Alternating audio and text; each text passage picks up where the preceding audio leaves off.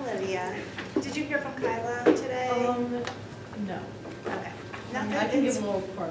No pressure, it's okay. She's like, I can improvise. I'm sure we have everything we need. Yes. Discard. James.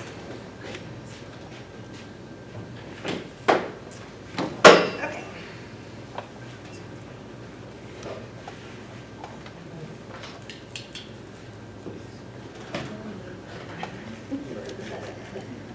James, did you see Brian come in?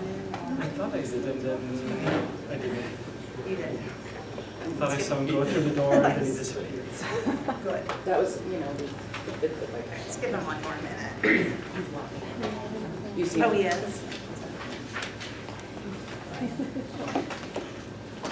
That's weird that you didn't.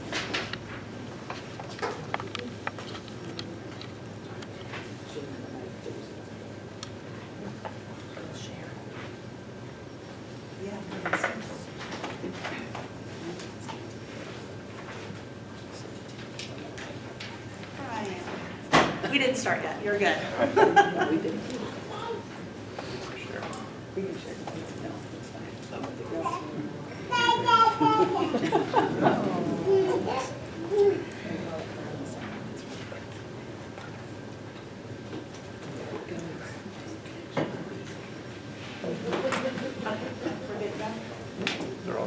Okay, welcome to the Suffield Board of Education meeting of April 8th, 2025. I would like to call the meeting to order at 6:32 and start with the Pledge of Allegiance. I pledge allegiance to the flag of the United States of America and to the republic for which it stands, one nation, under God, indivisible, with liberty and justice for all. All right, some good news right at the top. Our next agenda item is recognition to Joy Tierney. And I'm going to let Superintendent Dunbar do the introduction here. Well, I just want to say a couple things to start. First of all, I can think of no person that deserves more recognition than Joy Tierney in the months that I've been here superintendent and gotten to know this district and this community. I'm going to turn it over to Chris Price to do the presentation, and I'll have more to say after. We don't have enough time. We could take a full hour of this meeting really to talk about many of the things that Joy has done, but we certainly want to share as much as we can tonight.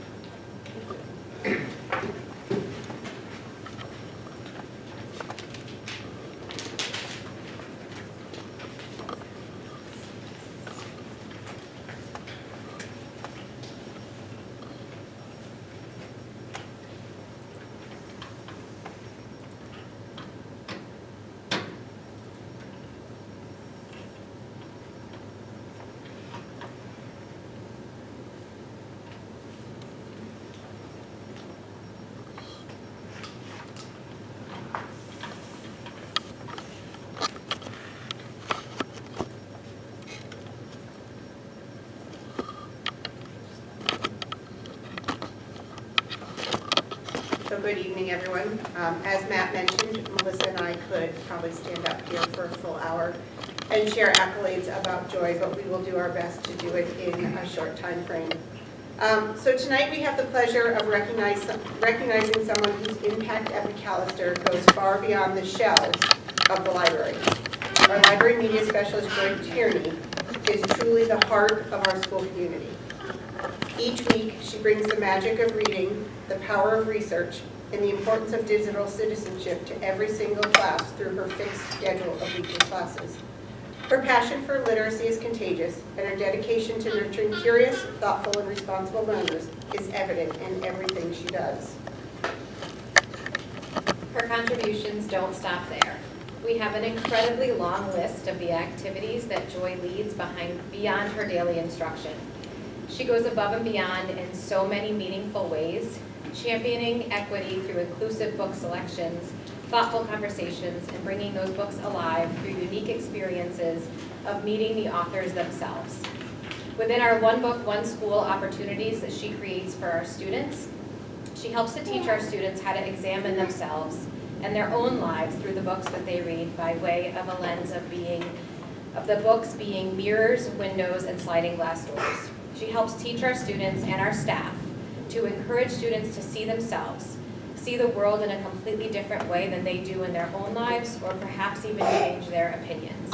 Mrs. Tierney facilitated a living library this year where she brought parents, families, and community members to our school.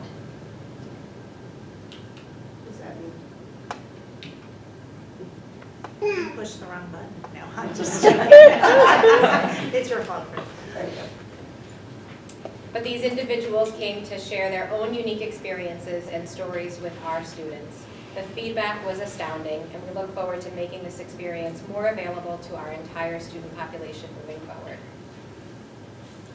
So just what some of those pictures were, this was our author visit last week, 2 weeks ago? 2 weeks ago? From our One Book, One School reading of Thirst. Then we had a select number of students who were chosen to have lunch with that author that Joy facilitated. And this is Mr. Catrone. If any of you know him, he came and was one of our presenters at our living library that Joy organized. And the guest of honor was on the floor. Yes. Joy also organizes our Read Across America celebrations with energy and creativity, making the entire week a favorite of many. Community readers, school-wide drop everything and read time.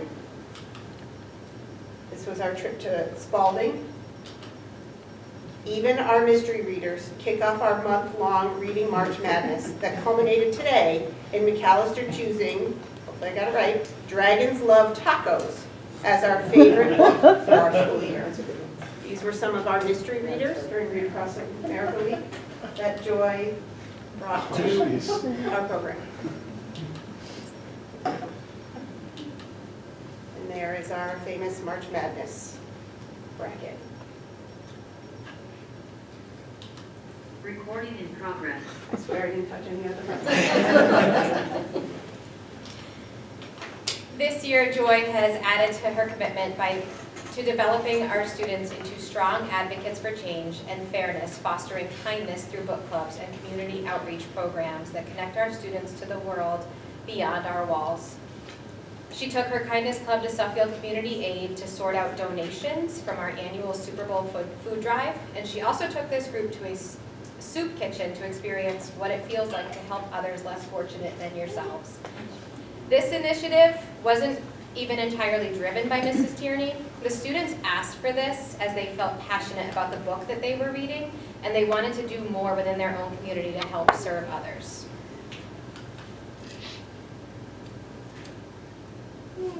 Joy is also an incredible partner with the Voisin Kindness Grant initiative, taking the lead in our beginning of the year kindness shirts for all staff. We've all seen this picture before.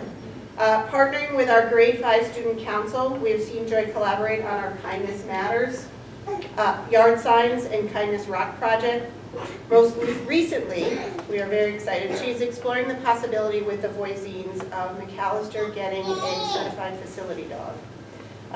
She also partners, as if she's not busy enough at McAllister, she also partners with the high school, maintaining involvement as a class advisor, and regularly connects high school students as mentors to some of our McAllister students.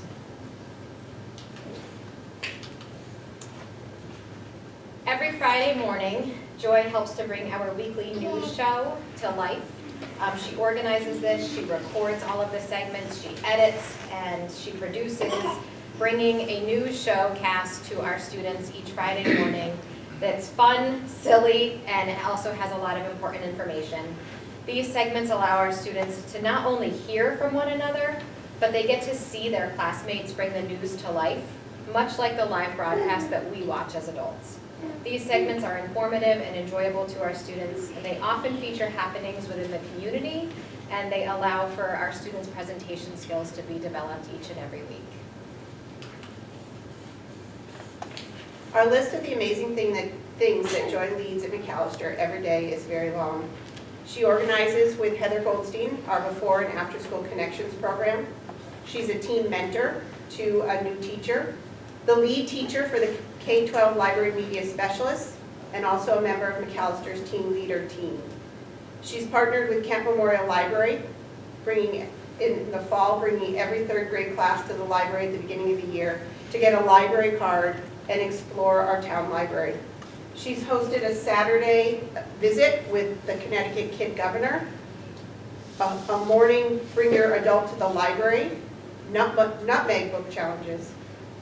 Many of you, if you've been in central office and been in any of the bathrooms, have seen the commercials that she has students create, displayed on not only central office bathroom walls, but all of the walls in our bathrooms at McAllister.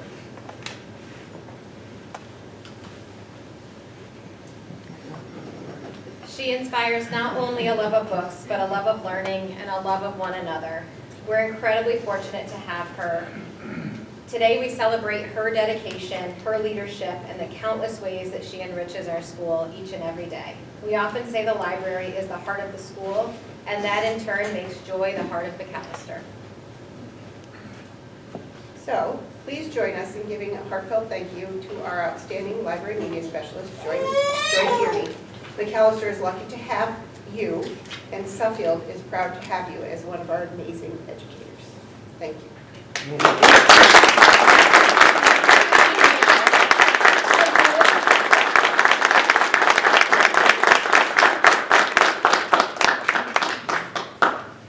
Thank you. Joy, is there anything else you want to add before I say a few I'm more? sure we missed something. No, I just want to say that this, as much as I loved my time at the middle school, I love my time at the high school, teaching English, this is the greatest job I've ever had. Thanks to these two amazing administrators, they've let me grow a program that I love, and I enjoy going to work every day. Well, I just want to thank you again on behalf of the entire district. I've been able to see firsthand, both being in the library and watching you teach, but also seeing all the incredible things that you do in the school community and the community at large. In my many, many, many years as an educator, teacher, principal, assistant superintendent, and superintendent, you are, among the elite of the elite, I guess I'll say, in terms of educators and the way that you look at everyone around you. So thank you so much. Thank you.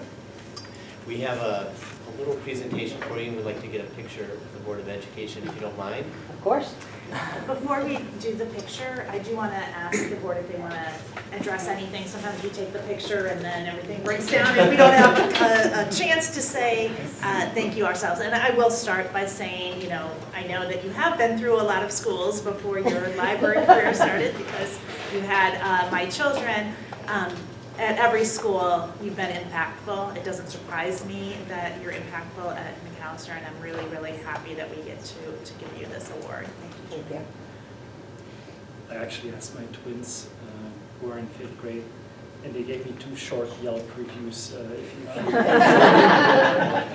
So one said, she's kind, she's assertive, but in a good way, added to it. Helpful and great in helping finding keywords for research. That was a recurrent theme. 5-star review. And then the other said, and I kind of took offense, but she's smarter than you, Dad. But that's not difficult, but still. And also, again, I needed keywords to be able to draw better anime, and somehow she found the best ones. So this is not with the political backtone. But he added at the end, I would love to have her in middle school. Thank you. I would like to thank you for everything that you've done. You've made such a huge impact on Carly, certainly, the years that she's been there. And just have to say, love the Living Library. I'm, of course, a huge fan of the news show. So just thank you, thank you, thank you. So happy to have you as part of the district. Thank you. Joy, thank you very much, and congratulations on the well-earned recognition. It was nice to hear your accomplishments kind of spelled out for us. Thank you. Library media specialists are absolutely indispensable You've managed to handle 3 fry boys coming through, and I can attest to what challenge that can be, so a feather in your cap there, and thank you for all you've done for our district. You're welcome. Joy, obviously you've had a huge impact on both of my daughters that have had you for teacher, and especially Ellie. I don't think I could thank you enough. I don't even think a plaque is enough for how much I appreciate what you did for her. She always felt loved and cared for by you through her time here, and it was very special, and you're a wonderful person, so thank you. I would just like to say thank you. Amazing job, and your joy of what you do really comes through. And I can't thank you enough. I mean, it's genuine. You truly love it. And as much as my daughter enjoyed reading Thirst, I enjoyed hearing her read Thirst. So thank you for that as well. You're welcome. Thank you. I don't have any personal experience with you, unfortunately. It sounds like I really should, but thank you for all that you do for the community and for the students. These accolades are incredible, so thank you. That is good. I don't know you either, but thank you. I can tell by just the passion of the way you describe all the projects you're involved in. It gives us on the Board of Education an opportunity to see in this, in the classrooms, how the work we're doing here to helping you accomplish what you want to accomplish. I'm glad to hear that you love that job. I do. Thank you. And Joy, I'm last, but I just wanted to say thank you for everything you've done for Suffield, and I really hope you have the best of times ahead, and we look forward to seeing you in the future. Come back and say hello to us, okay? Thank you. Joy, you're 9 for 9 on I work. know. And all good ones. Join us, we will make the presentation of the plaque, and maybe you can get a picture. Yeah, I just wanted to also thank you. I have a really unique perspective. Not only have I known her for years, but I have become her personal secretary, which I absolutely love the job, because it is Joy that is always saying, hey, it's Kindness Day coming up, can you tell the staff? Hey, it's this day, can you make sure the staff wears our t-shirts? So Joy is really the one that's keeping us all together, and I just wanted to let you know that she is really the glue that we all aspire to be, so thank you. Thank you. And now, the formality. Yes, you're. Oh. You're taking a photo.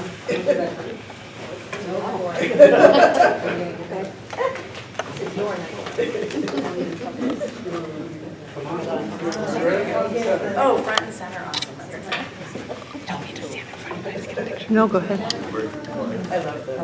Thanks again, yes. you do Sorry. have to stay. That's okay. So good. Let's give them a minute Congratulations.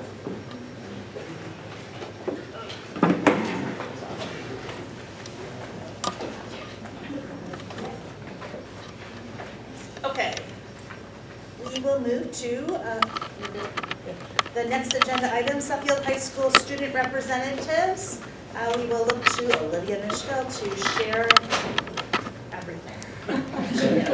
Yes, so at the high school, we definitely had a lot of music things happening. Fer was there to tell you all about it. But starting, we had the musical, Wizard of Oz. It was amazing. I'm so happy I got to play in the pit and get to witness really coming together. Then students who made it to All-State got to perform. And chorus and band had a Boston trip where they got to perform at the festival. And I believe I saw the cord was falling out. Know what it's about, but I saw. So moving on to Spalding. So Spalding students got a visit from Callister Theater Across America Day. Both schools also participated in DEAR, which stands for Drop Everything and Read. In STEM, kindergarten students participated in the Mayflower STEM Challenge, where they had to construct a Mayflower ship. At McAllister, 4th grade had their family fun night. At 3rd grade, they had their family fitness night, and then all 3 grades participated in the family arts fair. And that's it. Thank you. Great, thank you, Olivia. Okay, and we can move on now to public comment. Reminder, my standard reminder, public comment will be limited to 3 minutes per speaker. The first public comment is limited to 30 minutes. We have a public comment at the end also. Please identify yourself and your home address for the record. First, we look in the room, and then we'll go on Zoom, and I do have some correspondence to read also. So let's start in the room if anyone wants to give public comment. Okay. Anthony, you're in.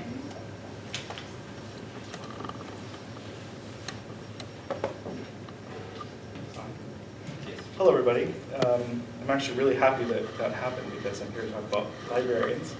And also just to heap praise onto Joy. She is dynamite, and I'm so proud that she got that award. Anthony Ferreira, 95 Bridge Street. Firstly, I really want to thank all of you and Superintendent Dunbar and Assistant Superintendent Zawawi for all of your work on the budget. I'm sure that was very stressful and a lot of time and effort, and I really appreciate it. And I also want to thank the members of the Board of Ed who spoke in support of the budget last night at the Board of Finance meeting. I know that there have been additional cuts, and this may be a moot point, but I just want to advocate for the restoring of the middle school librarian position. A school librarian, as you just saw, is absolutely critical to the core function of a K-12 education. At the high school, I rely on our librarian to teach my students about how to navigate our online databases, how to properly cite their sources, how to identify inaccurate or biased sources, and so much more. And in the age of AI, I believe it's even more crucial to have a full-time certified librarian at the middle school. Without that, we risk sharing our other librarians, which makes them less available to students at their respective schools. I have had to travel between schools, and logistically, it's really, really difficult. If there's STAR testing or an assembly at the middle school, or if there's SATs or AP testing or midterms or finals or a pep rally at the high school, the schedule is altered, and it requires one to try to finagle coverage here or there, and it ends up that you might be 20 minutes late to a class at the high school, or have to leave 10 minutes early from a class at the middle school. And Eric, is amazing and tries to figure it all out, but it really is difficult, and it simply doesn't work, and it's not fair to the students. Each librarian at each school deserves to be full-time at their respective schools, and our librarians will do, of course, everything they can to make sure that the middle school students receive the instruction they deserve, because our librarians are so deeply committed to these students, but they shouldn't have to overextend themselves.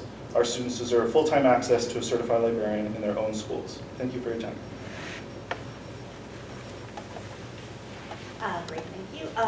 Is there anyone else in the room?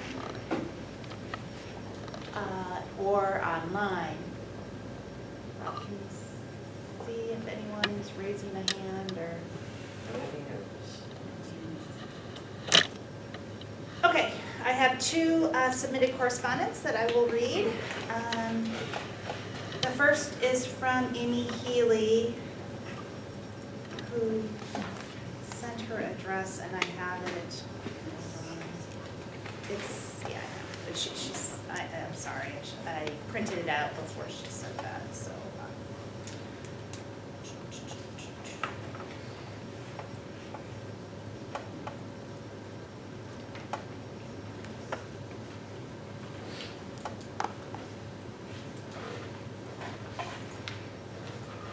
"210 Academy Drive."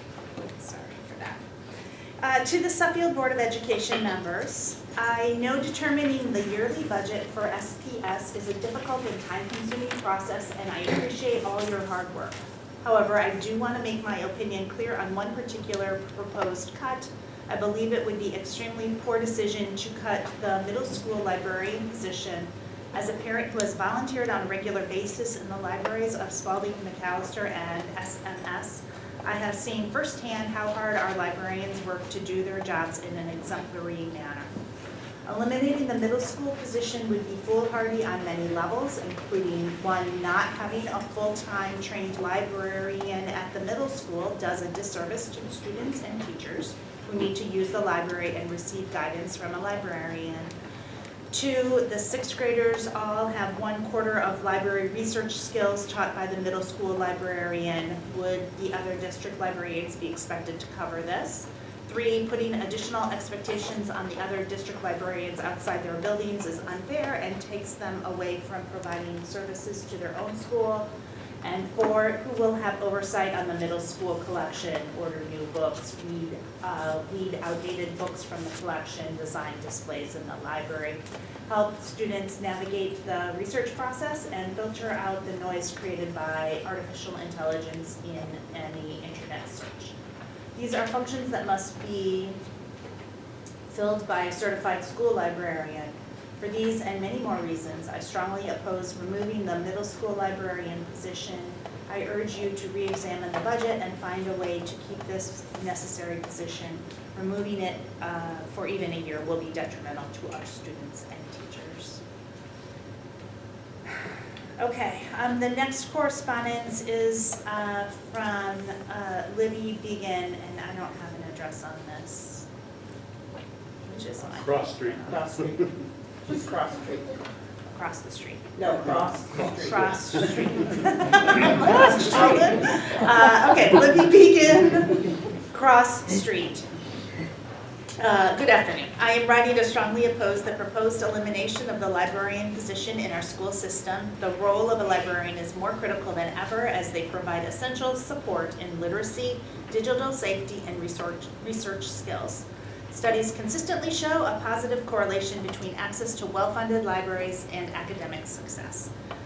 As a parent and volunteer in the libraries at Spalding and McAllister, I have witnessed firsthand how much our librarians contribute to students' education. They teach vital skills that help students navigate information and develop a love for reading, skills that are crucial as they advance through school and into their careers. I was also surprised to learn that Suffield's per-student expenditure is below the state average and that of neighboring towns. Eliminating the library position would be detrimental to the quality of education in our schools. We need to invest in our children's future, not cut essential resources.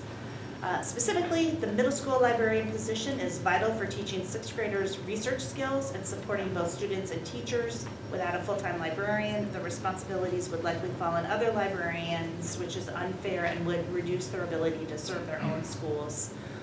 Moreover, the absence of a librarian would leave the library collection without oversight, potentially harming the quality of resources available. I urge the Board of Education to reconsider any cuts to the library position. Let's find alternative solutions and manage the budget without sacrificing the education of our children. Okay. For the record, she's 50 cross. 50 cross. Yep. Thank you. Okay, so that's all the public comment we have, so we can move to board member comment. Melissa Finnegan.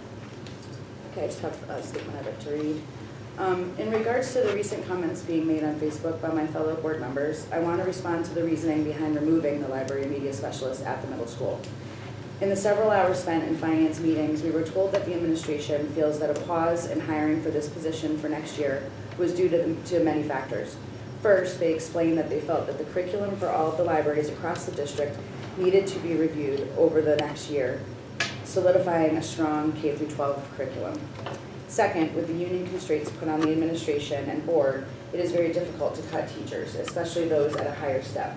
The vacancy of this position will allow them to evaluate what that position should look like going forward, what the administration would look for in a replacement, and it also prevented us from having to remove non-tenured teachers who are already making a huge impact on our students with post-COVID educational experience. I trust our leadership wholeheartedly and understand that they have all of our children in mind when recommending cuts. Whatever they feel is good for the day-to-day operations, they have my full support. Thank you. Deb Duda. Sure, thank you. I just wanted to again, wanted to congratulate Joy Tierney for being recognized and for everything that she does for McAllister and the library there and all of our students. I also wanted to thank Anthony for speaking here tonight, as well as Amy and Libby for writing in, and really thanking the dozens and dozens of people I have heard from over the past week and a half or so, whether it be through phone calls, text messages, emails, on Facebook as well. And I want to say that I do think it's very, very important for everyone to be able to share their thoughts and to be heard. So not everyone can make it to a meeting. So it's important for us as elected officials to maintain communication with those we represent. and I am very, very proud to be a voice for the residents of our community here. I do want to quickly say that I am disappointed in the Board of Finance's decision last night to cut our budget by another $250,000, especially as the 23-24 audit report for Suffield shows the general fund unassigned balance in town is about $12.5 million. $12.5 million. That's all I'm going to say there. Nevertheless, we will go ahead and move forward, and I'm certainly looking forward to a spirited discussion here tonight. And I do want to thank our superintendent, thank Eric, thank all of our team for the work that's gone into the budget this year. Brian? Thank you. My words will largely mirror what Deborah shared with us. I thank Joy Tierney. I want to go on record as saying that during my comments and reiterate my comment that library media specialists are entirely indispensable, and I thank her for her service. Anthony, I thank you for your comments both today and at the Board of Finance meeting. I particularly appreciated your call for decorum and kindness around in a moment in time where that was not shown by a member of the Board of Finance.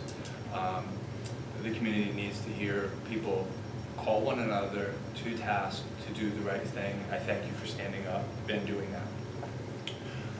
Maureen, I thank you for reading the letters aloud. You've always made a priority of that, the things that are sent to you as chair. Not every board in our town does that, and they should. To Deborah's point that relaying of information is critically important, Eric Harrington made mention of as many as 6 letters that he'd received. He stated that they were all in support of keeping the library media specialist. He then folded them up and put them under something else on his desk. He did not read them the way they'd intended, or the way the authors would have intended. I'd like to also acknowledge that I've heard from dozens of people in the community in a variety of different ways, none of which have specifically asked me to read their comments, so I won't. But I will say that they were uniformly in support of maintaining the library media specialist position.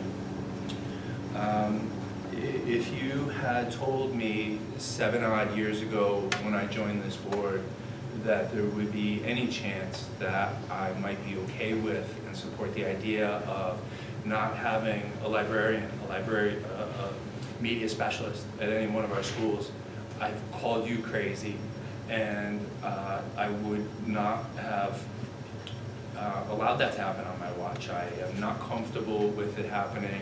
They are, like we heard our administration share with us tonight, the heart and soul of our schools. I too am very disappointed with what we heard from the Board of Finance. Their comments and their decisions lacked direction, lacked vision. Their statement had nothing to do with the inner workings of a school district. It was a specific statement of a percentage and a dollar amount.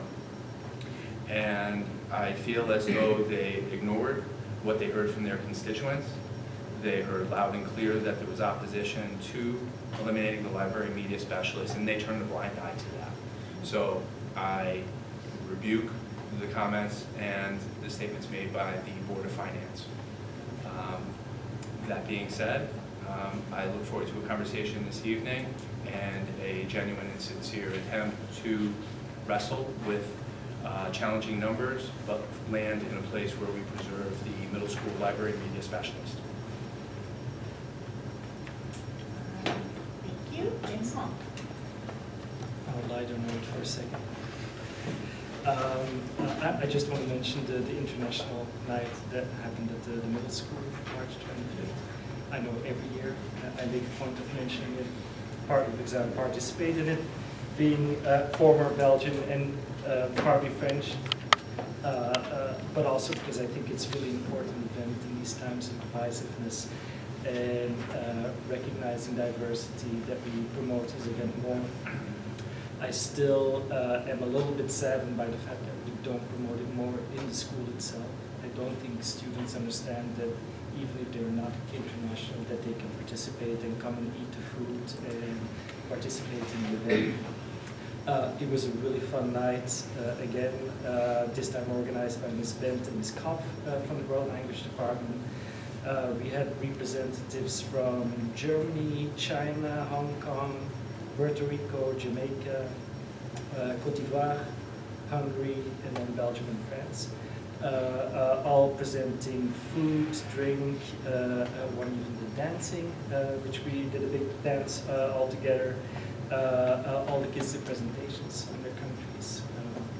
And I just think it's a really important event that we need to promote more so that people, maybe even during the day, can participate in doing class hours. I know that sometimes it's difficult doing an event like that at night. So again, a really great event. I hope we can keep developing that. I want to recognize Ms. Tierney again for everything that she does. I thought it would be helpful because I know that there's a lot of discussion about the library media specialist and maybe people don't always know, even though we did a big presentation for Ms. Tierney about this, but what a library media specialist actually does. So I made a list of all the functions and it's quite extensive. Obviously there's the library management itself with the cataloging and organizing of books and resources, the circulation of materials, the maintaining of the library space itself. I think that's pretty straightforward. But there's also a lot, and maybe even more so, instructional support involved. There is the teaching of information literacy, which in modern days becoming even more and more important, of understanding what information is actually true and relevant. Collaboration with teachers and partnering with teachers to plan lessons that integrate library resources and technology. The media specialist may help create assignments or activities that align with the curriculum objectives. They are a big supporter of the STEM and digital literacy sections of the school. Then they do collection development with selection of new materials and budget management for the school library. And then technology integration, promoting technology use, and that's one that I found or heard back from my kids a lot, is that Ms. Tierney helped them a lot in using technology effectively, searching with correct terms and so on. Also, the library media specialist provides access to digital resources. And then maybe a little bit more high level, they promote the student engagement and reading promotion itself, organizing book clubs, reading challenges, author visits, which we do a lot in the school, encourage the students really to develop a love for reading. They help students with research and finding books and resources for projects, homework, and personal interest. Professional development, they have to stay informed on trends, keeping up to date with latest trends in library science, books, technology, providing professional support to other staff in the school, which is a very important component. And then, of course, they have administrative duties, managing schedules, creating reports and documentation. But one that I found very important is that they also have community and parent engagement on their list of duties, building partnerships, engaging with parents, the school administration, the local community members to promote library resources and programs, and organizing events like book fairs, family reading nights, library tours, and so on, all things that were mentioned with Ms. Tierney. In that light, I still stand on the points that I made in the last meeting, that I really don't see how we can cut a position like this. I know we're in a really tough budget year. I was really hoping for tonight that we would have a list of other options that we could look at outside of cutting the position. I know that we don't have an immediate fill for this position. I also at the same time feel that waiting a whole year before we start opening potentially this position up again and looking for a replacement is too long. It's self-serving that I have 3 kids in the middle school, obviously, but there is a lot of other parents too whose kids also need a library media specialist, and I just think that it's too important of a function to cut right now.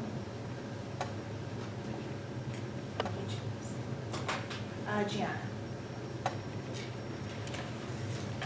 Thank you. I can appreciate the fact that this has been a challenging budget season, especially being my first budget season. I have learned a lot. I thank the board. I thank Maureen for helping me through this. Matt, your hard work. Eric, your hard work. Michelle, your hard work. Everybody's hard work in this room. I really appreciate it. And I just want to say that I stand by our administrators and I stand by Matt, and I put my full trust in you in what we have to do moving forward. As challenging as it may be, I do trust you and your administrators to make this all work for us. Thanks. Michael Sacco. I just wanted to say I recognize that budget cuts are very difficult. And 2 or 3 weeks ago, when I learned of the immediate position being targeted that, I really wanted to understand 2 questions. The first one was that position selected because of a resignation? And I found that I really do believe that Matt has thoroughly evaluated some of the options, and I don't believe that to be the case. And that was very important to me. And the second thing that I really wanted to understand was what is the continuum of options further down the road? And through my questioning and seeking out answers, I don't feel that there's any more comfortable solutions down the road. And I do believe it would ultimately involve cuts. And I do recognize the importance of the immediate position. And when you get to that section, I will hopefully like to have you review some of the ideas and plans on which we would cover that role. But I'll save that to further on in the meeting when we get to that section. But not an easy thing to discuss, or not an easy thing to consider and cut, but I don't think it's a position that we all want to be in if we don't know the continuum of choices that are before us. So that's really all I wanted to say.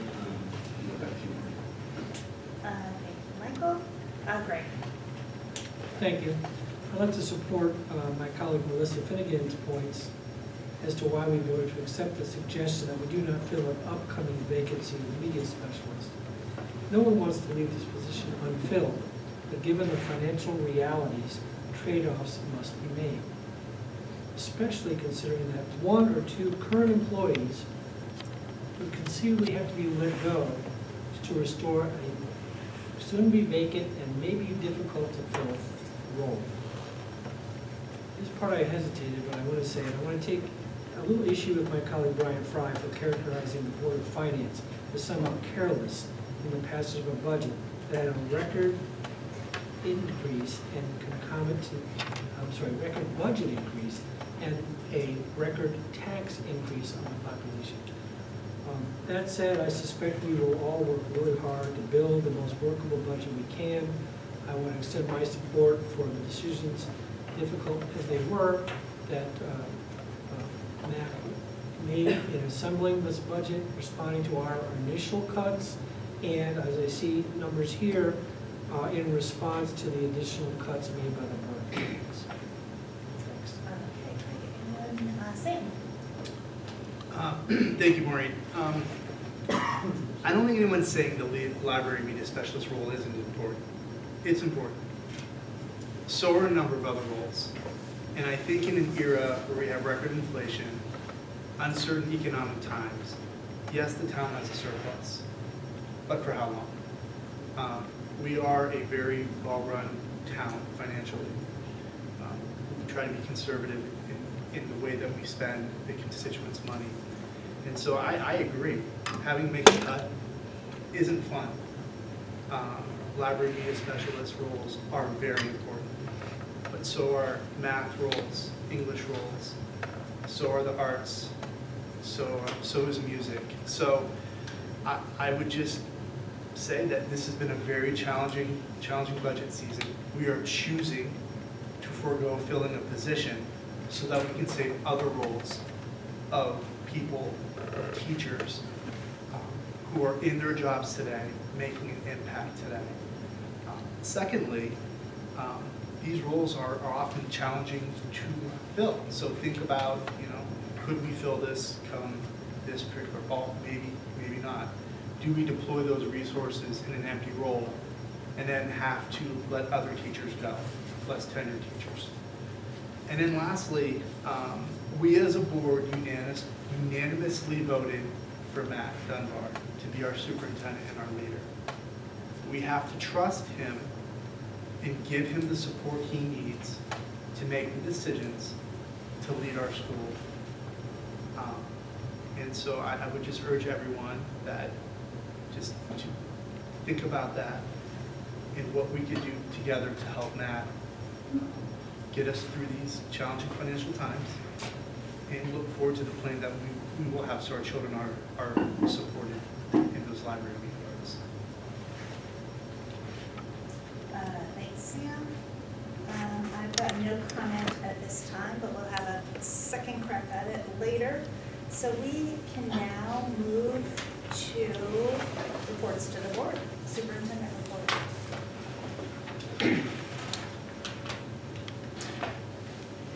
Great, thank you, and good evening, everyone. There's a lot that I want to say with regard to, so much we were talking about already, but I'm going to say that when we get to the budget parts. I don't want you to think during the superintendent's report I'm not addressing it, and I look forward to our discussion this evening. I don't want to be redundant, but James, I will echo everything you said about International Night. It was fantastic. I love being there. I'm a huge fan of food, trying new foods. And so, but I agree, I would have loved it if there hadn't been so much for me to eat by myself, and there were more people looking to partake in it. I'm very grateful for the two people that stepped up to make it happen again this year, sort of getting their feet wet with it, and not letting it fall by the wayside. And so I was really appreciative of that. And I do think it is something that we can promote more. This is my first time seeing it, and I know that it would be nice to have even more people take advantage, and so we will look to do that in the future. The ASTI review took place for our Ag Science program. Again, James, I don't want to steal your thunder. I'll leave my comments brief. But I will say that for those that don't know, the review of the Agri-Science program, it was done by the state. It's a very comprehensive review.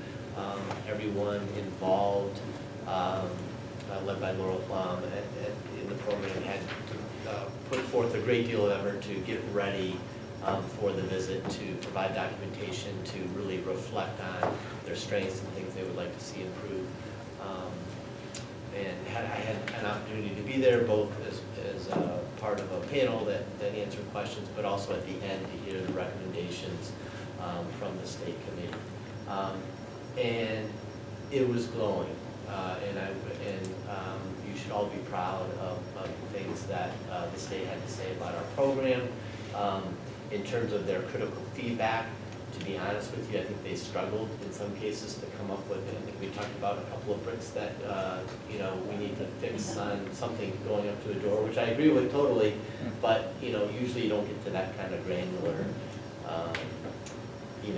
concern, so to speak. So the thing that touched me most about it is that the overwhelming sentiment of parents and students about the teachers in the program, what they mean to them, and how they support them, and not just in the classroom. So that came through resoundingly, and the committee noted that they don't see that everywhere they go. People making a point to speak so highly. April 2nd, I was invited to go by the Rotary Club to meet them and to go to a Rotary dinner, which was wonderful. It gave me an opportunity to share more about our schools and the vision that I have moving forward. And it was great to hear from them that they want to be supportive in any way that they can moving forward. So certainly realize that. And I will talk more about we have the music field trip took place in Boston. I'm going to talk a little bit more when we get to the trip to Canada that we're looking at. But we have a number of other trips, students going to Ireland, Washington, D.C. for Model UN, robotics in Houston. So I think it's exciting to have our students going places. We're going to look at a potential trip to Quebec, I believe it is, The final thing I'll just say is I think you probably saw an email from me at some point, and Justin put our K-12 science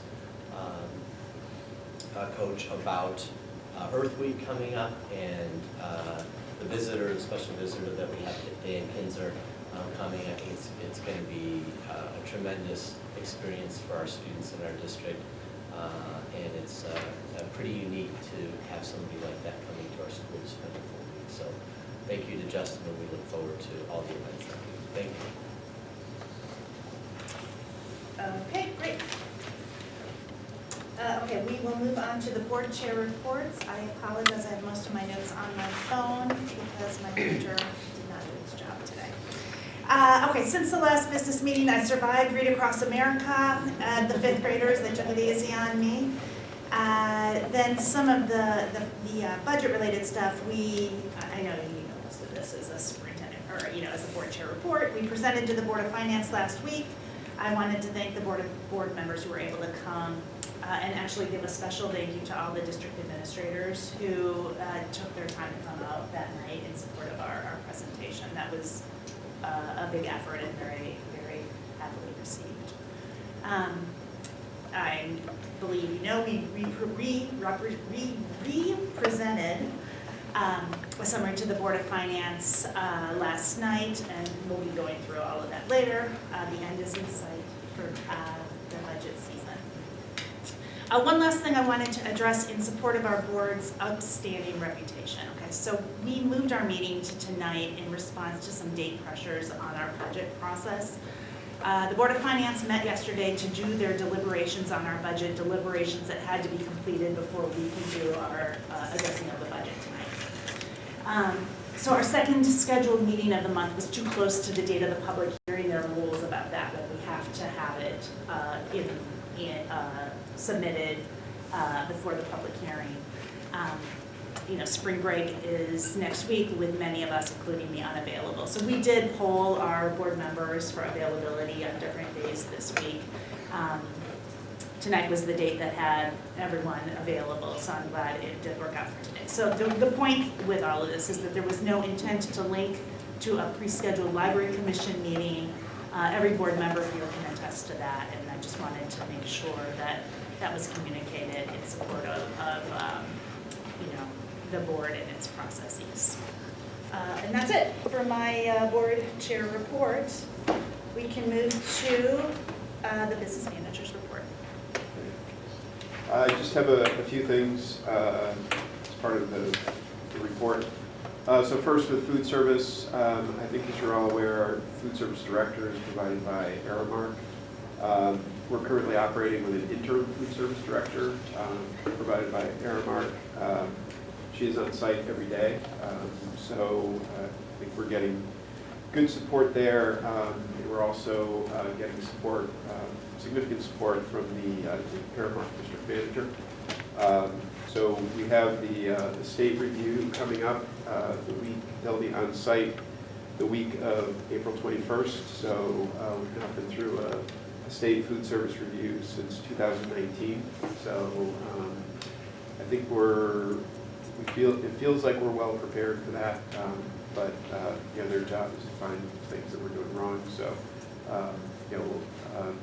we'll be able to report back to you after that review. Just a couple of building projects. So the project to replace the rooftop units on this building is underway. The PBC now has the lead on that project. But we've got an open line of communication with them. They're keeping us well informed on the process. So the structural engineer has done his review on, they need to review the steel structure of the building to make sure it can support the weight of the units that are going on the roof. That review was completed successfully. The unit specifications were all reviewed by the engineering firm that we hired to assist with the project. So all the units have been ordered with Carrier, and we're expecting imminently a delivery schedule. So hopefully by the end of the week we'll have that delivery schedule and have a better idea the work scheduled over the summer for those units to be installed. So we'll update you on that when we have that. And finally, we're beginning the process of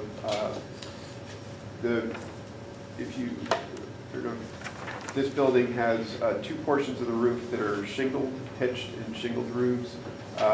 Those are nearing the end of their life. There are some issues with those shingles, so we've started a project with the town to hire an architect. That's the first step in the process, is to go out to bid for an architect that will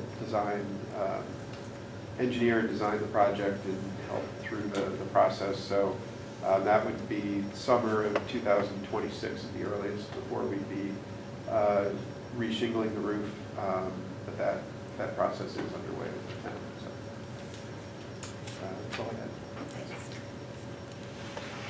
Okay, we call it the Board of Selectmen Liaisons Report. I don't see anyone here, and the Board of Finance Liaisons Report. I don't see anyone here. So we will move forward to the approval of minutes, if I can entertain a motion. Melissa Vivian, I will move to approve the Board of Education regular meeting minutes of March 3rd and March 17th, 2025. Okay, Greg has the second. Any discussion? All those in favor, please say aye. Aye. Any opposed? Any abstention? Motion passes. That's 9-0. Pressing on to the consent agenda, and I have a motion. Brian Fry, I move to approve the item on the consent agenda. Thank you. I'll second. Gianna gets the second. No discussion on consent agenda. All those in favor, please say aye. Aye. Aye. Any opposed? Say aye. Any abstentions? We don't want to talk about it anymore? You have heard my thoughts ad nauseam, but I do. And it's going to change in 5 minutes. Passes. I do thank you all for your work and support on that. You have more to come in future business. Yes. Okay, motion passes on that. Okay, discussion action items. Okay, so I did have a choice on whether to put the field trip request on the consent agenda or not. Recent-ish past practice has us saying if it's an international trip. Now, this is Canada, but it's an international trip. So we put it as a discussion action item, not that we're expecting a lot of discussion or action, or I'm hoping for action, actually. Will you please lead us? As I mentioned before, there's a number of field trips that we have coming up to a variety of places, and including the trip to Ireland, which I think they left today, yeah. And which you approved a while ago. I think it's not bad to have it on discussion just briefly, because people often wonder about trips, especially with international relations so much in the news and so forth. Sometimes we get questions about, well, what if there was a concern about safety on a trip or something like that? And that's something that is always reviewed right up until the time that the trip departs. And obviously our chaperones are monitoring all students who are there. But just to give you a local example, as mentioned, we had students that from our music program and competition in Boston. It just so happened that on the day of the competition, that there was a rather large protest planned for downtown Boston. And so what we ended up doing is just working with the company that was helping organize the trip to shift their schedule a little bit so that where they enjoyed their lunch and some shopping and so forth was much further away from, I think what ended up being a pretty large gathering of people. And that was fine. And then it had no impact on on their participation in the competition, and they did very well. And it was a trip enjoyed by all. So I guess I just thought we would take a moment to talk about the fact that when you approve this, it's not that we stop thinking about it or planning about it or, monitoring for safety and logistics and so forth. My understanding is that this is a trip that has run in the past and has been very successful. They've actually timed it around a special, cultural event that's happening at the time. And so I think it would be a wonderful opportunity for our students to learn outside the classroom. Appreciate your support there. Does anyone have any questions? Or can I call for a motion, please?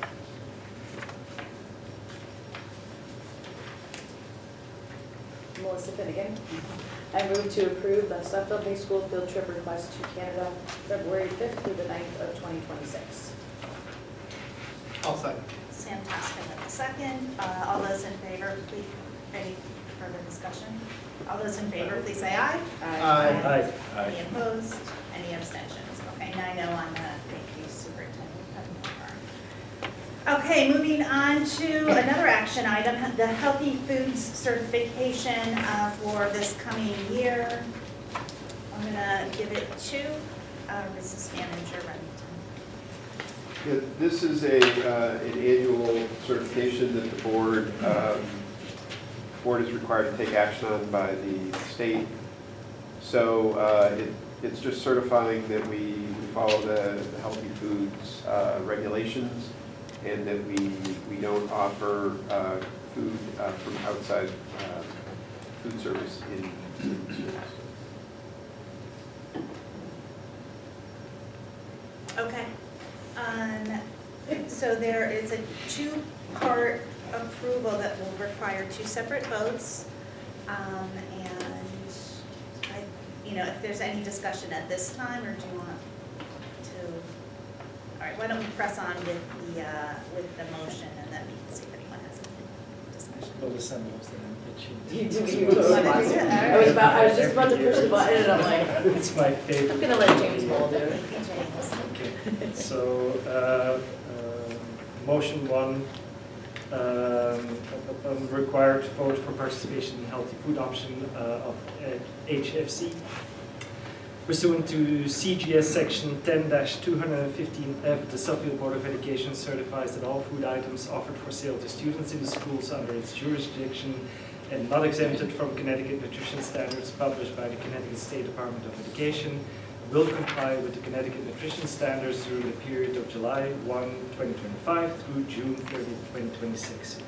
The certification shall include all food offered for sale to students separately from reimbursable meals at all times and from all sources, including but not limited to school stores, vending machines, school cafeterias, culinary programs, and any fundraising activities on school premises sponsored by the school or non-school organization and groups. Okay, that's the first motion. Can I have a second? I will second it. Thank you, Melissa. Any discussion? All those in favor, please say aye. Aye. Any opposed? Any abstention? Motion passes 9-0. Vote number 2. James Moore.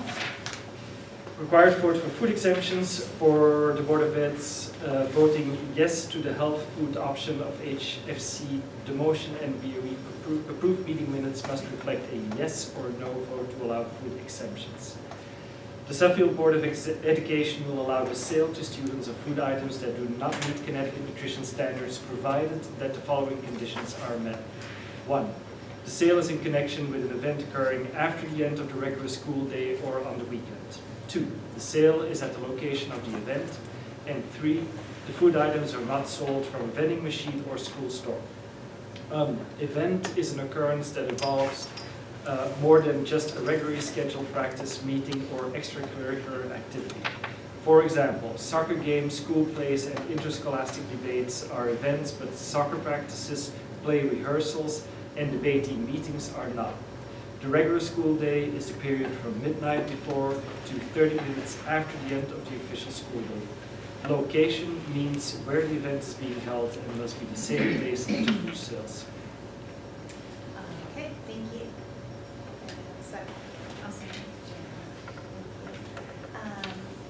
Discussion. All those in favor, please say aye. Aye. Aye. Any opposed? Any abstentions? Motion passes 9-0. I know that's long, but we're required to do so, and I appreciate your help with that. Okay, proceed on. Non-renewal of staff, action item C, Superintendent Dunbar.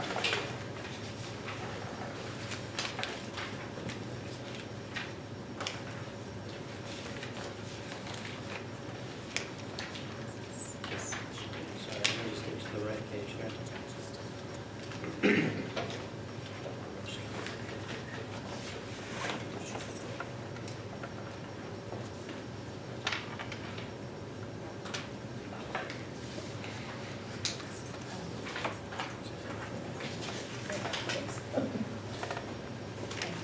Thank you, I just wanted to make sure we have the proper motion.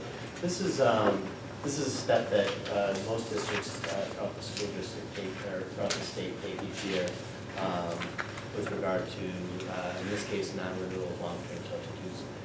We make it clear to the staff that are involved that it is in no way a reflection of performance or anything like that. Procedurally, it's just something that we have to do to officially say that, you know, your work as a long-term sub was for a finite amount of time, and that time ends, and therefore, at that time, you're no longer an employee of the school district. You know, we're very fortunate to have individuals that have filled in for extended amounts of time. That can be very difficult to find, very difficult to do.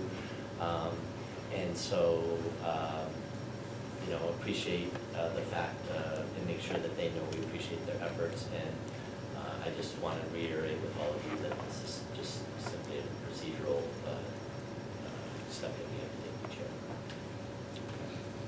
Thank you. Can I just ask a quick question? So, can either of them apply for the position for next year, or is it just contractual? Yes, oh, absolutely. If there was another position, if there was a permanent position that became available, absolutely.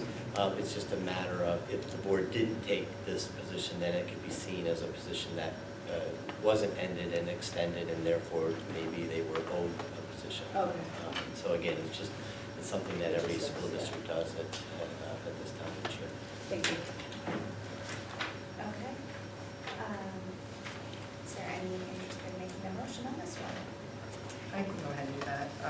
I move to approve the non-renewal of staff as presented in accordance with Connecticut general statutes. Okay.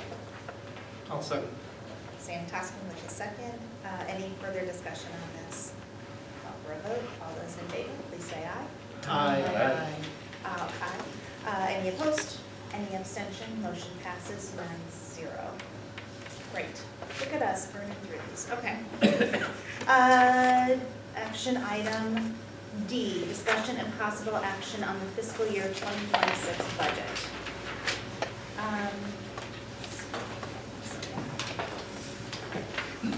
Okay, so as many of you know, last night the Board of Finance voted to reduce the budget we had approved at our March 17th meeting by $250,000.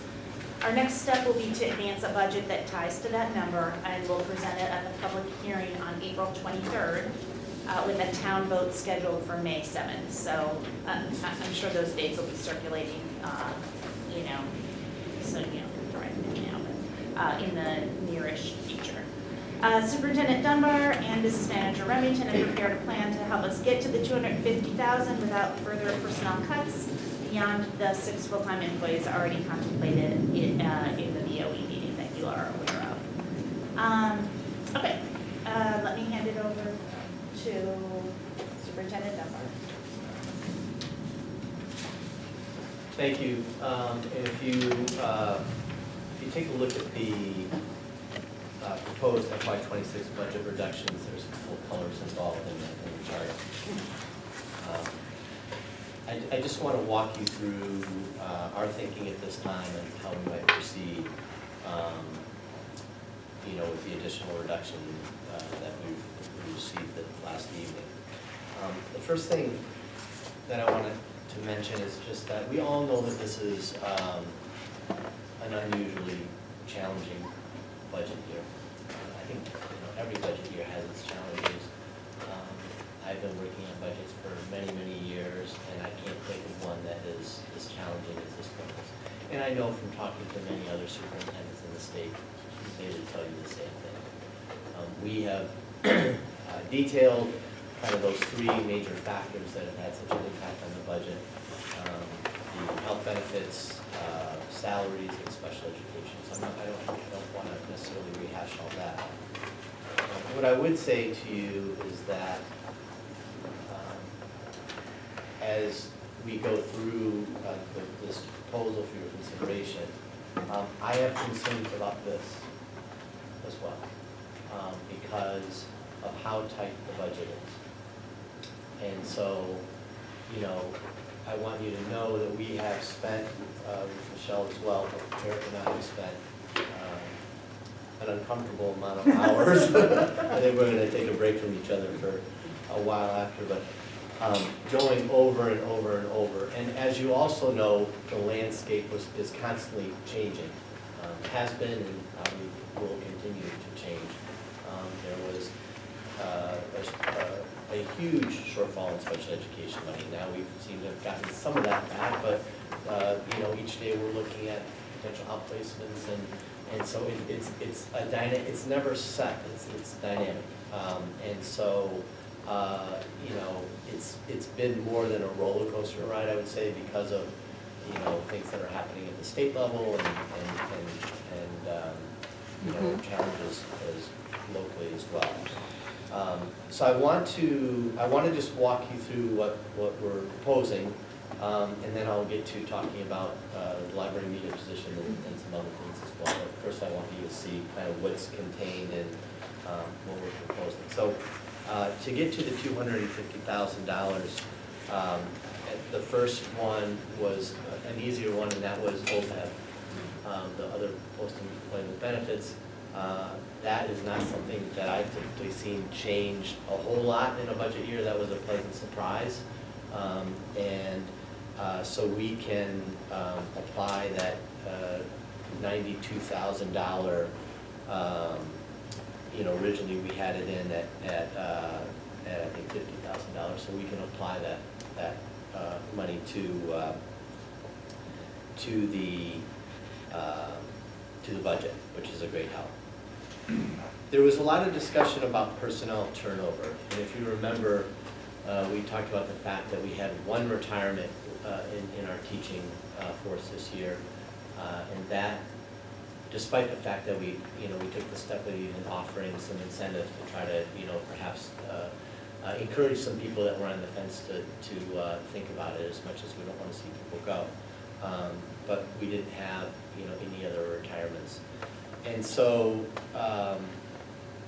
typically when you have either more retirements or you have more movement in your staff, if a higher compensated employee leaves, and you may be fortunate to hire an outstanding person coming in that is going to be at a lesser salary until they've been with us for a while.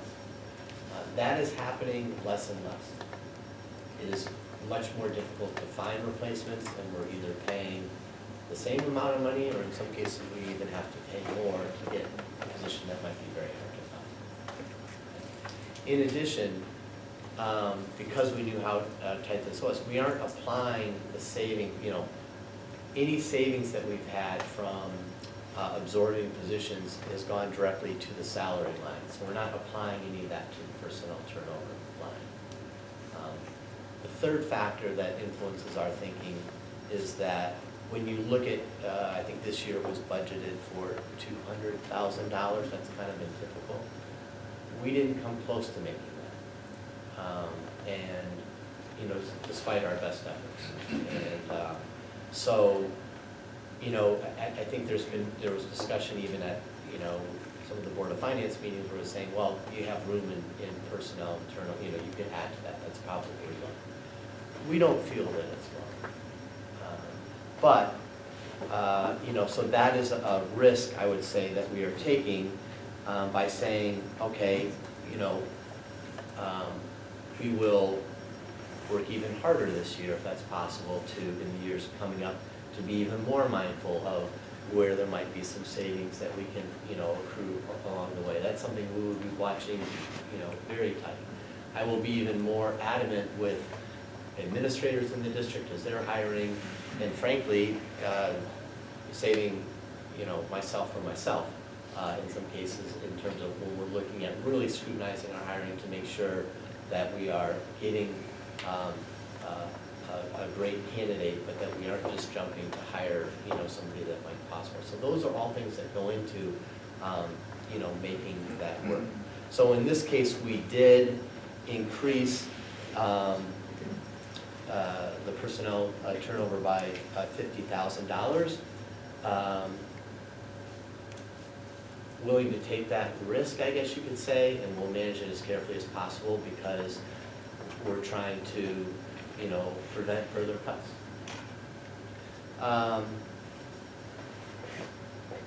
The next program that you'll see listed is, it says new reading program, $60,000. And that it looks like we're cutting that program, but we're not. We're just paying for it differently. So we have budgeted for the additional books and everything that we need for the new reading program. We have budgeted $60,000. That was for 1 year. We know that we can lock into 3 years for getting what we need up front, save money moving forward, which will help us to future budgets. But that, because we had budgeted for $60,000, we can only count towards this year's budget a reduction of $60,000. And that money we would take from the non-lapsing fund. So as you know, and you see detailed at the bottom, there is currently $147,000 or so in the non-lapsing fund. That again was something that has been talked about quite a bit, how you can just, you can use the money from there and you'll get there. It's more complicated than that. You want to avoid creating a cliff for the following year. It's one of the things that you got to be aware of, when you're working on a budget. So we are looking for items in the budget that are sort of more one-time expenses that then won't be a reoccurring expense that we have to make up the following year. So that's why, we would not only buy the reading program, for year one, but we would spend the extra $2,000 and change to buy year 2 and 3, thereby saving a great deal of money. All of that would come out of the non-lapsing fund, 60,000 of which is 60,000 of which would help us would go towards the $250,000. Okay. In addition, we included monies that we need to purchase textbooks. Again, there's a need for textbooks in year to year, but certainly these are all unique in what they're going to provide for students and staff. So it comes closer to avoiding, I think, that cliff that we're concerned about. And so we took another $48,000 that we've allocated in the budget to spending on textbooks and shifted that expense to, again, removing money from the non-lapsing fund. So at the bottom, if you see the summary, $147,000 that is currently in our non-lapsing fund, that would be pretty much exhausted, and there would just be a few $6,000 left in that account, and that would help reduce over $100,000 in the budget moving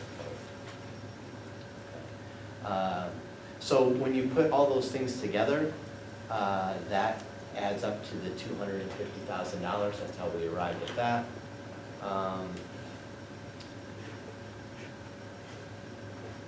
I'll go back again and just say that it's very tight beyond that, and to realize any significant savings beyond that that's been detailed here would mean talking about more staff, which I would prefer not to do.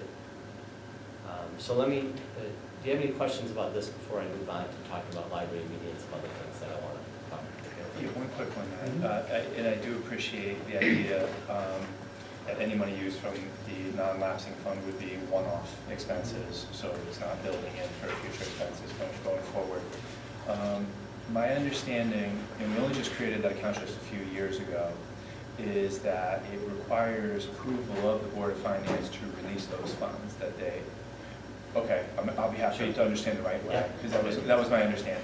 And that we had. It did. That originally, was- but there was a law change just. Oh. Yeah, the legislation just switched it. So in that case, we have free access to the money, we don't have to worry about campaigning or petitioning for it, it is ours to use. That's at the discretion of the Board of Yeah. Education. Okay. It's new though. Other questions about the proposal for reaching the $250,000? Not directly on these numbers, but I'm having a memory lapse. I'm trying to remember on the first Board of Finance meeting. I think at some point Brian Cast proposed to use Sophie's choice between the modulars at Spalding and another item, and I'm trying to remember what the other item was. So I think if I recall correctly, I believe it was a choice of, you know, it was put out there, the money for improving those modulars or the money in the budget. And I said, I would take the money in the budget. So CIP is something separate. I think in that comment was meant to say that that all goes into it. And so, you know, it has an impact on the bottom line. We have talked a lot about the ACE budget, but that, you know. So did that choice already happen and we took the modulars out of the ACE budget and put it back in our budget? No, Because that was a significant amount. It wasn't about putting it in our budget, it was a matter of whether or not the Board of Finance was going to include that among the other options, and I believe they did. Yeah. So there was only one item, I believe, that was cut from the ACE budget, and it was not part of our suggestions. And so the question is then, does that Sophie's choice still exist, and could we still up to not do the modulars in return for that money going into use of a library position or any other element? No. Yeah, It comes out different. So he did, I think he did say that as a way to gauge like capital Yeah. expenses Yeah, yeah, or yeah. not, or Yeah. whatever, but the Board of You Finance cannot transfer. made action on the budget with the 250 cut and made action on the ACE with the, you know, with one adjustment, but generally it accepted all. And they didn't include between. That kind of covers the capital, it's a bit separate. It was just a question. of Yeah, that's why I understanding. did that, because it's not. Okay, any other questions on the chart?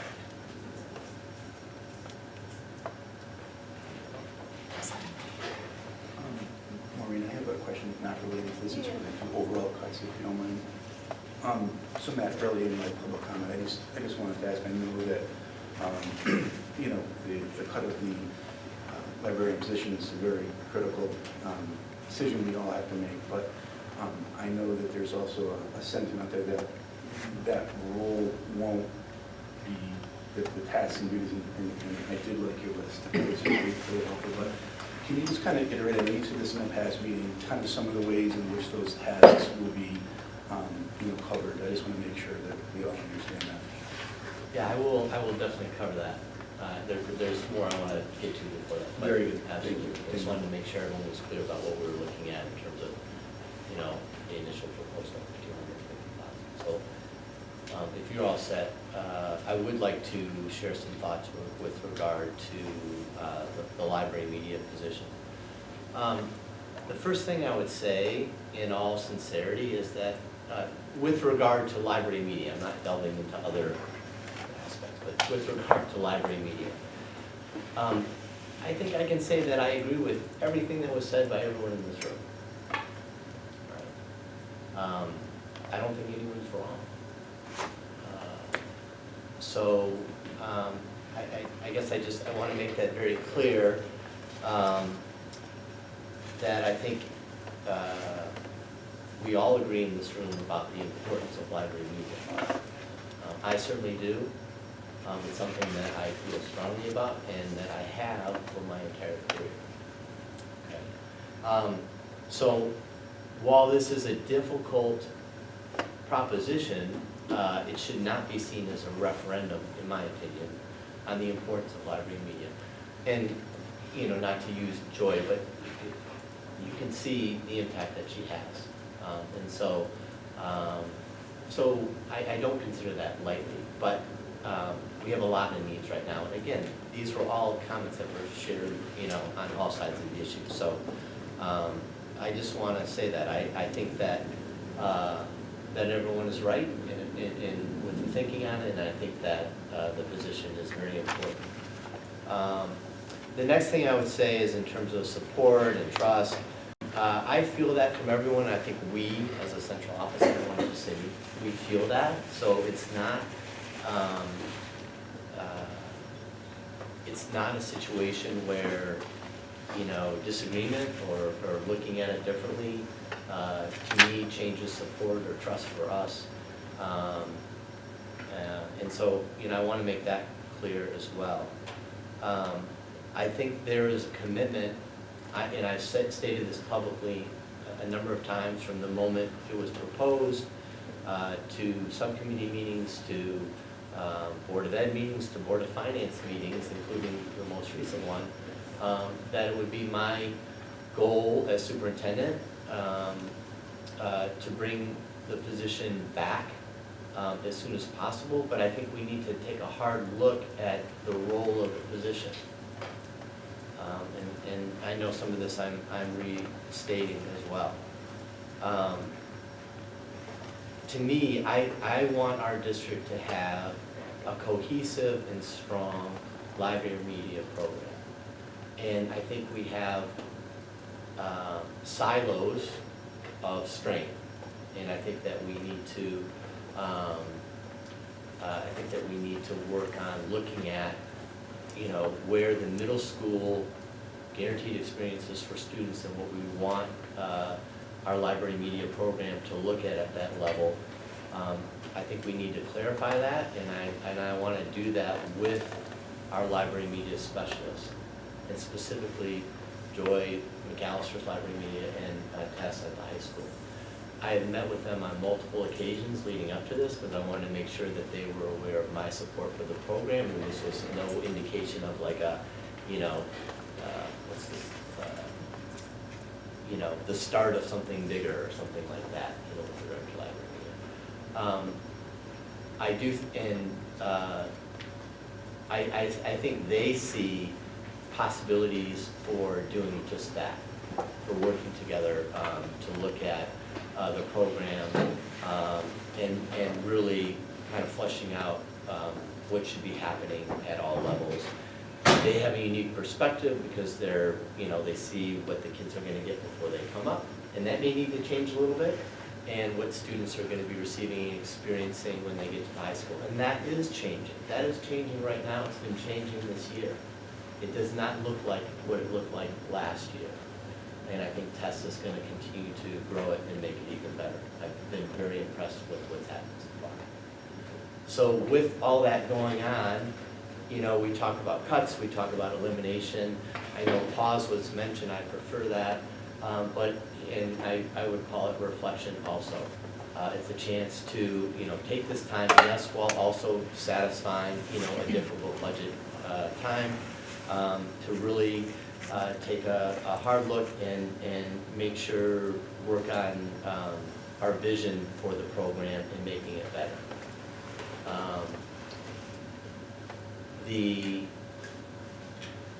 And I think that'll happen. Having a clarity for that and having a vision for that will help us when we go to hire to make sure that we get the right person. And I think that's critical.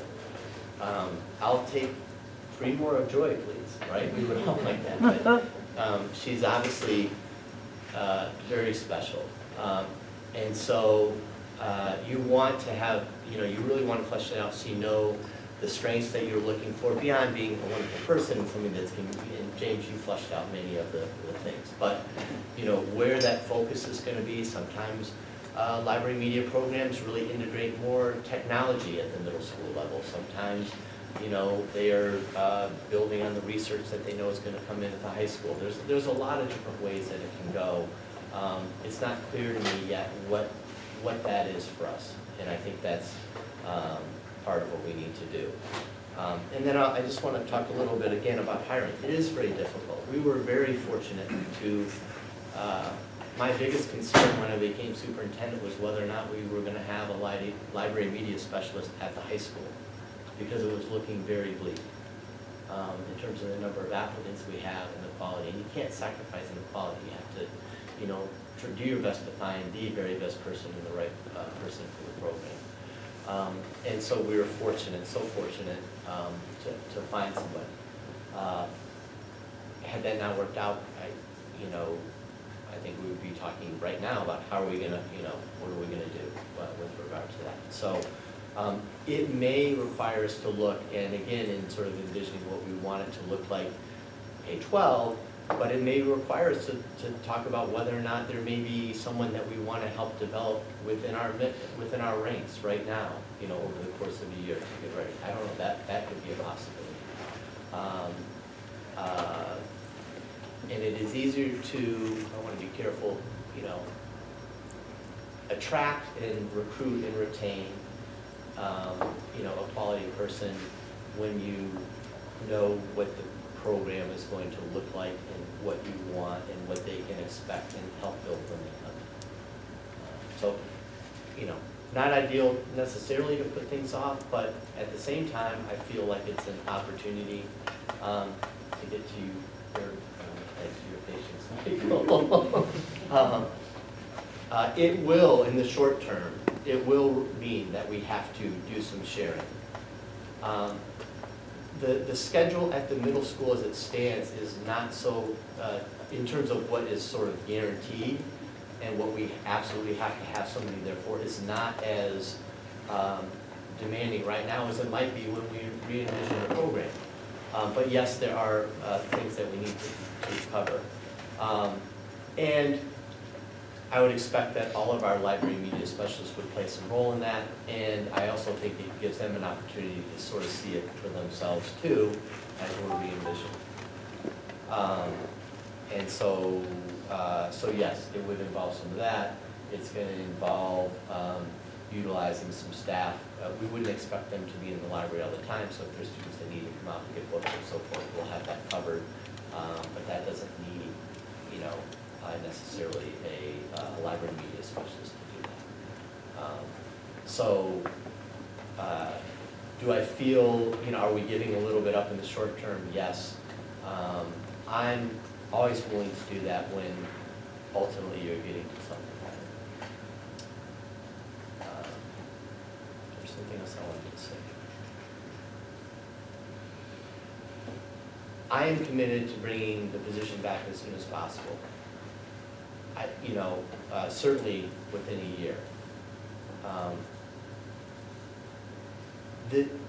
When you look at the reductions as we proposed, things can change. I've told you that Eric and I are very worried about kind of where they stand right now. Even within our current year, we're worried, but we don't know. Things could change. Maybe there's going to be more realized savings than, and all of our hand-wringing in the end is going to result in, some surplus at the end of the year that might change the picture. Maybe there's going to be some staff changes. There usually are between now and, each day between now and June and July that shake things up in a way that we feel more comfortable with money that might be available, or a savings in hiring that we're going to actually actualize and see that will make us feel stronger about it. And so that there are things that can happen along the way, and it's always the board's prerogative to add a position at any time. So certainly a lot to think about. This has been my, sort of vision from the start, and I welcome questions about it. I don't want it to be construed in any shape or fashion that, including this position at the time in a very tough budget year, when we have lots of positions that I think are essential, means that we're not committed to it, or that we will not be looking to bring it back, but also do it in a way that I think for the long-term health of our program is going to make it better. Thanks. Thanks. I appreciate the answer and the thoughtfulness and the context around it. Are there questions for Superintendent Dunbar?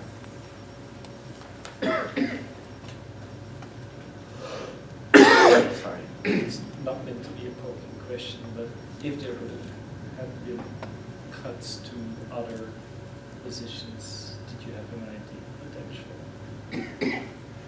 other cuts that could happen? Yes. Did you want me to elaborate? But decided not to present them for... Maybe I misunderstood the question. I'm sorry. Was there at any point a list of other positions outside of the media specialists that could have been cut in order to get to the numbers? Well, if you're asking me if there's other positions that could be considered, yes. There are always other positions that can be considered. And that would mean, a loss of jobs or a loss of positions that I feel are very important. We've already made a number of reductions, as you know, positions to the teaching staff. To do cuts at this point when you're not talking about people in positions that have resigned or been retired or what have you, that we're not replacing at higher price, you're talking about multiple people. So I can go into more detail about that, but it would include other areas of our support staff, potentially administration, and I would leave it at that. I would not want to talk about additional teaching staff.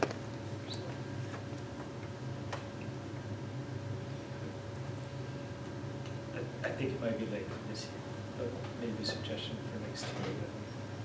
I think it's good for us also to have a vision on options, even if it's tough options. In past years, we've had to do that too.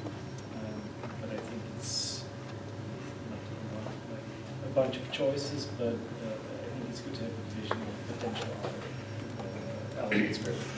Yeah. So what I would add to that, and maybe it's my own approach that's certainly subject to question. But I'm always reticent, especially at the start of a process that changes so dramatically, to start listing potential cuts that involve people in positions that are currently filled with people. That creates fear. It creates fear among the people that whose positions might be in jeopardy.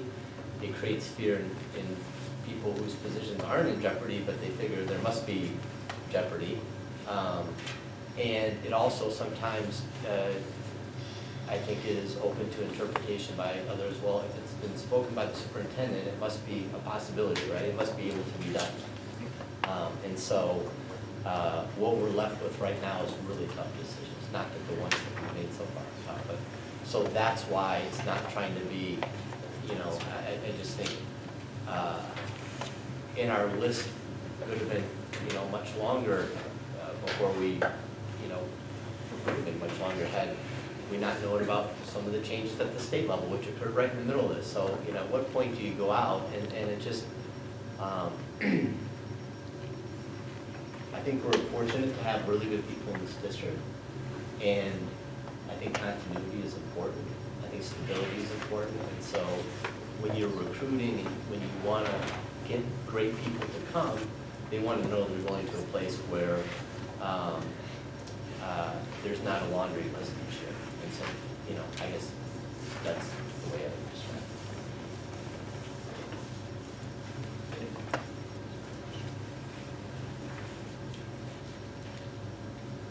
I'm going to make a motion.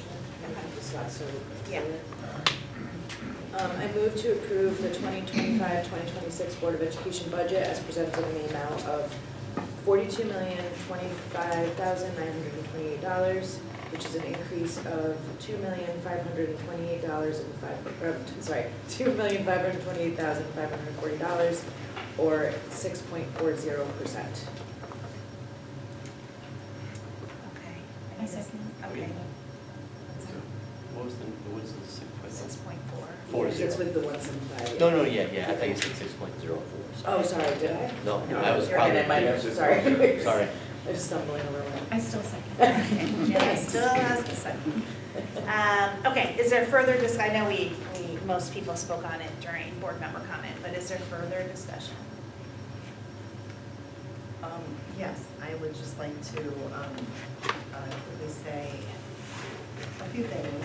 First of all, Superintendent Dunbar, I hope you know I have the highest level of respect for you, and I know we've had some conversations and appreciate you articulating your vision. You know, I do look forward to seeing where this goes. I think the challenge for me, and I know that, you know, we all face these difficult decisions, it's a bit of a matter of principle. And it's about representing those who are elected to be here. And I have reached out extensively to see what people think and where they feel. And this is you know, an issue of importance, of course, all issues are. So I don't mean any disrespect at all. And you know, like I said, I am excited about everything we're bringing here. But for me, it's a tough one tonight, for sure. But I just, again, want to thank you for all of the work that's gone into the budget. Eric, you as well. I have been outspoken about my thoughts about the Board of Finance. That it's tough for me to get past, so I think there's some of that here tonight too. But thank you for everything you're doing. Thank you.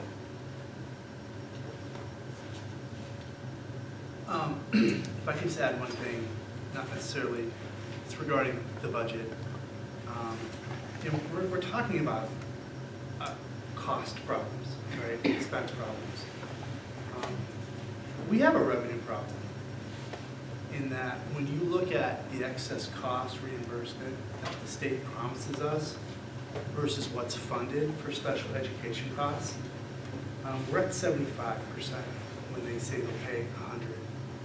And if we were funded at 100, we would have more than enough money for library media specialist roles and even more. And so I appreciate everyone's passion and fervor over our expense problems. And I would love to see this town come together and really get behind the revenue problem that we have in the state of Connecticut that has been running a budget surplus for years, that has millions of dollars in a rainy day fund, yet doesn't see the wisdom to fully fund our special education programs for our most vulnerable people, our most vulnerable children. So I would ask everyone, despite your political leanings, whatever side of the aisle you fall on, contact your state representatives and ask, beg, plead that they fund special education 100%, because that would give towns like ours all across the state so much more operating room, so we wouldn't have to make these difficult decisions. So perhaps it should have been board member comment, but I hope that everyone can get behind that and contact the state representatives as soon as possible.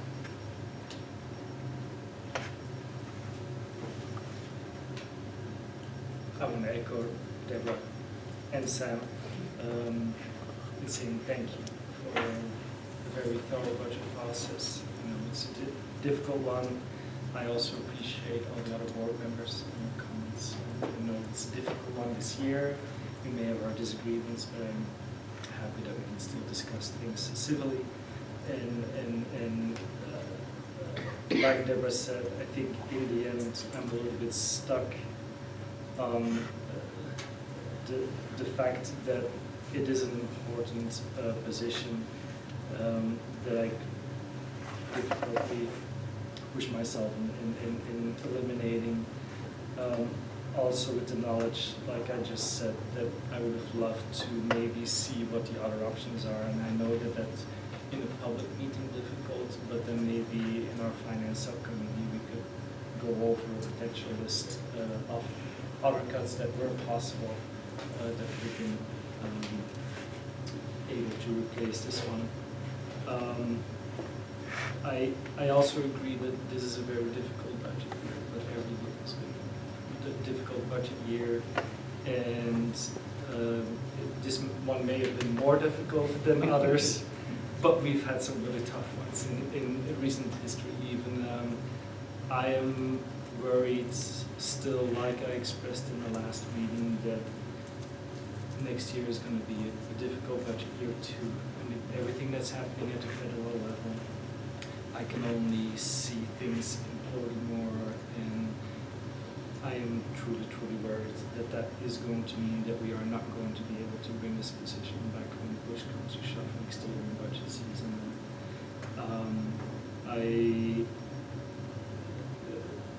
Therefore, I'm still very concerns with this cut, just because history has taught us in this town budget also that when we cut stuff that even with the best of intentions, they don't come back to positions. I think that's a big road for this one.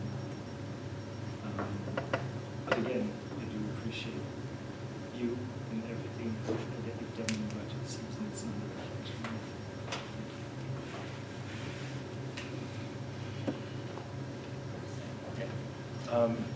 Sam, I appreciate your comments, and I agree categorically, wholeheartedly. You're right in that the state has surplus of funds, and that we all individually need to petition to and campaign our elected officials in order to let them know where our values are.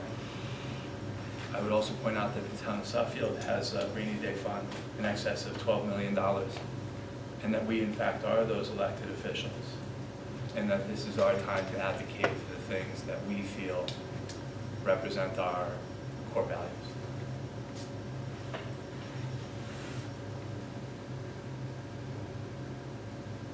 Okay, so there's a motion on the table. I'm assuming we've completed discussion.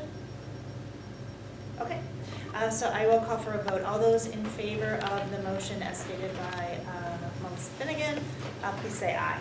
Aye. Aye. Any opposed? Nay. Nay.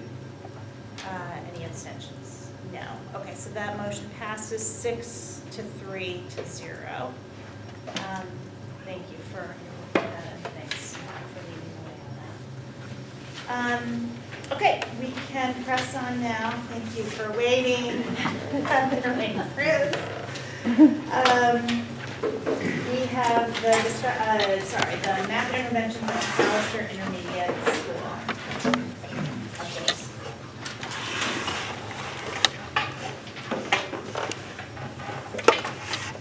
So I want to thank both of you as well. I want to thank both of you as well, not only for being here this evening, but also for the information that you're going to share and the work and reflection that you've done in consideration of what math interventions look like at Palliser.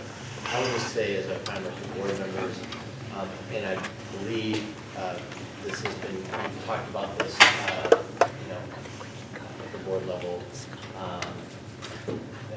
that it's our intention to shift our math intervention efforts, and we are going to move a second math interventionist next year to McAllister, so that we have two at McAllister, and then two will be at the middle school. And we're revamping kind of what we're doing in high school. But I wanted you to get a real feel, we wanted you to get a real feel for what that could look like and why we think it holds such promise moving forward for impacting student learning in mathematics. So I may chime in later, but I'll turn it over to you next. Anybody need any introductions? Just have a gold seal. Oh. Heather Goldstein is our K-5 math instructional coach, and obviously, Chris Price.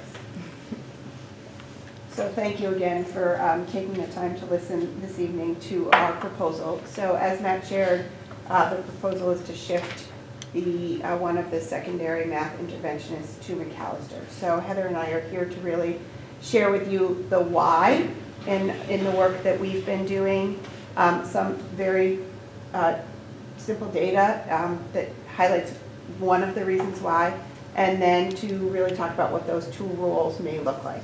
So first and foremost, why McAllister? We've done a lot of research around the impact of math intervention, and really looking at that grades 3 to 5 years are that critical year where our students are transitioning from their basic mathematics skills, their arithmetic, to the more complex operations and problem solving. And what we begin to see is that we start to see this gap develop in students. And so we are really trying to focus on how do we prevent that gap as they enter third period. So Heather's going to share